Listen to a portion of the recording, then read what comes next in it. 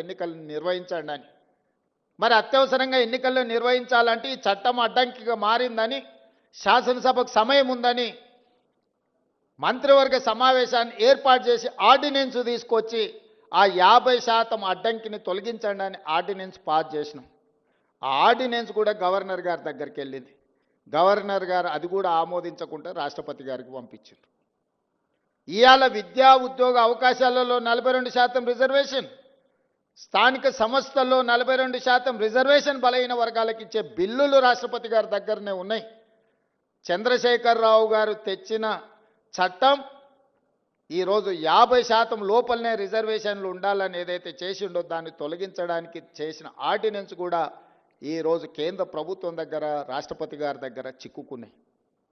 ఇవాళ మేము వాటి గురించి మాట్లాడి, వాటి గురించి చర్చించి, ఇక వీళ్ళు వినడం లేదు, వీళ్ళతోని కొట్లాడాల్సిందే అని ఢిల్లీ జంతర్ మంతర్ దగ్గర పెద్ద ఎత్తున ధర్నా చేసినాం.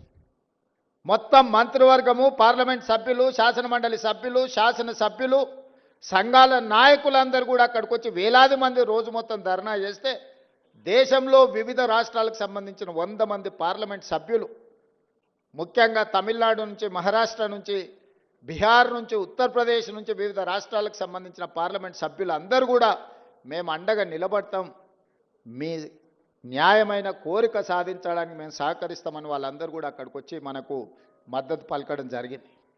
అయినా బీఆర్ఎస్ వాళ్ళు అక్కడికి రాలేదు, బీజేపీ వాళ్ళు అక్కడికి రాలేదు. నేను ఒకటే అడుగుతున్నది, కాంగ్రెస్ ధర్నా కాదు, కాంగ్రెస్కు లాభం చేకూర్చేది కాదు. బలహీన వర్గాలకు సంబంధించి బహుజనుల కోసం రిజర్వేషన్లను పెంచుదామని దేశంలో ఉండే అన్ని పక్షాలు అక్కడికి వచ్చి మద్దతు ఇచ్చినాయి. మరి బీజేపీ, బీఆర్ఎస్ అక్కడికి రాలేదు, మద్దతు పలకలేదు అని అంటే మీరందరూ ఆలోచన చెయ్యండి అని చెప్పి మీకు విజ్ఞప్తి చేస్తున్నా. నేను ఆరోపణలు చేయదలుచుకోలే, నేను విమర్శించదలుచుకోలే, కానీ సమస్యను పరిష్కరించే శక్తి వాళ్ళ దగ్గరనే ఉంది. ఈరోజు అడ్డుపడుతున్నది కిషన్ రెడ్డి గారు, మోడీ గారు కాదా? ఈరోజు రాష్ట్రపతి దగ్గర చిక్కుకున్న విద్యా ఉద్యోగ అవకాశాలలో 42% రిజర్వేషన్, స్థానిక సంస్థలో ఇవ్వాల్సిన 42% రిజర్వేషన్, చంద్రశేఖరరావు గారు తెచ్చిన 50% పరిమితిలోనే రిజర్వేషన్లు ఉండాలని తెచ్చిన ఆర్డినెన్స్ తొలగాలి అని అంటే కిషన్ రెడ్డి, మోడీ గారు రాష్ట్రపతి గారికి చెప్పాలి. అడ్డం పడే మీరు తొండి వాదన, మొండి వాదన చేస్తున్నారు. ఇందులో మీరు బీసీ రిజర్వేషన్లలో ముస్లింలను కలిపినరని.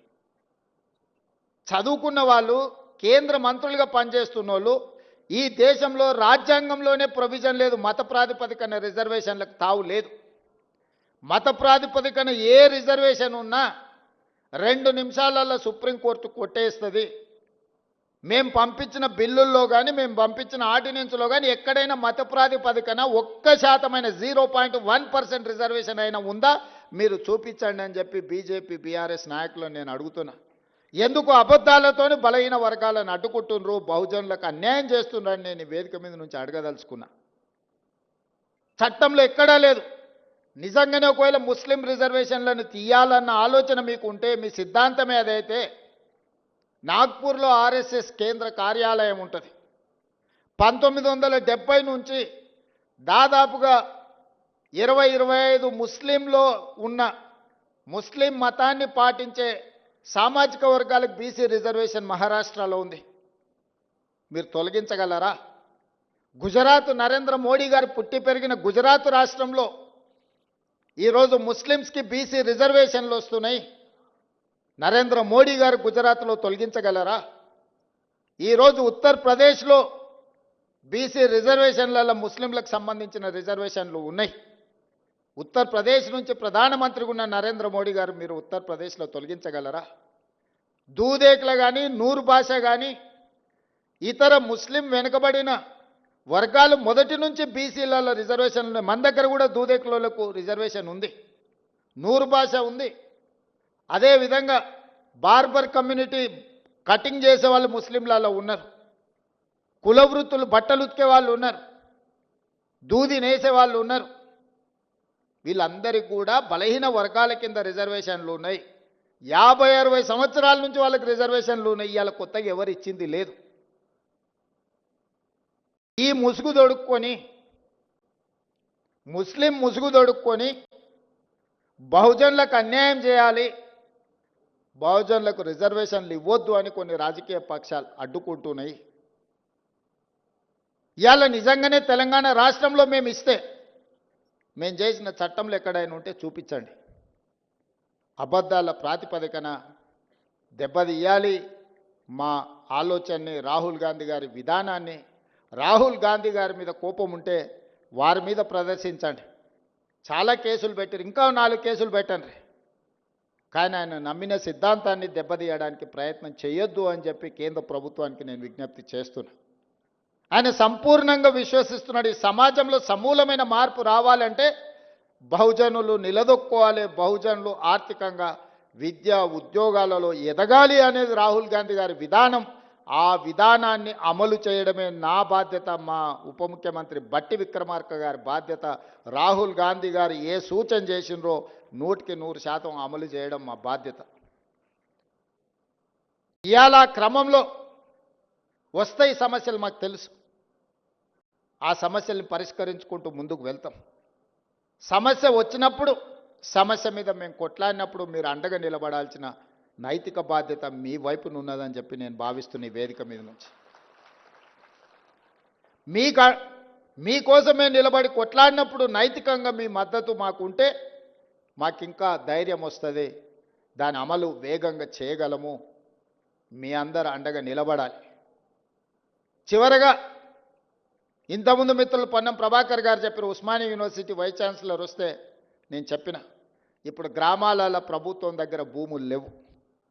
అసైన్మెంట్ పట్టాల పేరు మీద ఎస్సీలకో ఎస్టీలకో బీసీలకో ఇవ్వడానికి ప్రభుత్వం దగ్గర ఆర్థిక వెసులుబాటు లేదు.